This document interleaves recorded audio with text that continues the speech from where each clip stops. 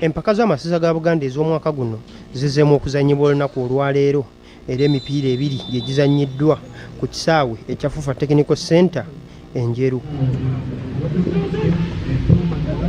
Omupiira ogusooseewo nga gulagiddwa butereevu wano ku BBSKATI Final gubadde wakati wa Mawogola ng'ettunka ne Butambala nga gutandise ku ssaawa 6 ez'emisana.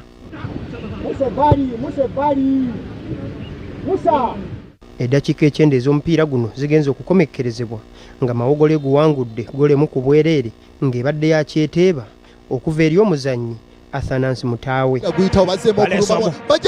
Bakulengeza golo bwenywedde. Guno gwe gubadde omupiira ogwokuna eri ttiimu zombi era Mawogola kati erina obubonero 7 ng'ate Butambala ekyalina obubonero 4. Ate omupiira omulala gubadde wakati wa Bulemezi eyawangula empaka zino omwaka oguwedde ng'ettunka ne Buluuli nga gutandise ku ssaawa 9 ez'emisana. Amaanyi nnyo ne gujja wasse byondwa.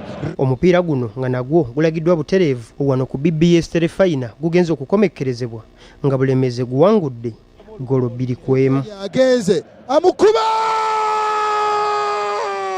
golo 2-1. Twogeddeko n'abatendesi aba ttiimu zombi ne batubuulira engeri gye balabyemu omupiira guno. Tageti yaffe wano mu kusooka yakuva mu kibinja kyetusuubira nti tutambuddeko steps ezimala.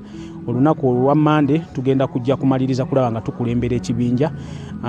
Tageti yaffe yakudifendinga kikopo era bwe tuva mu kibinja empiira egiba gibulayo giba emipiira 3 tusuubira ogiwangula tuwangula ekikopo kino. Beka Resabula BBSKATI Final Gambuuze mu ddiiro lyo.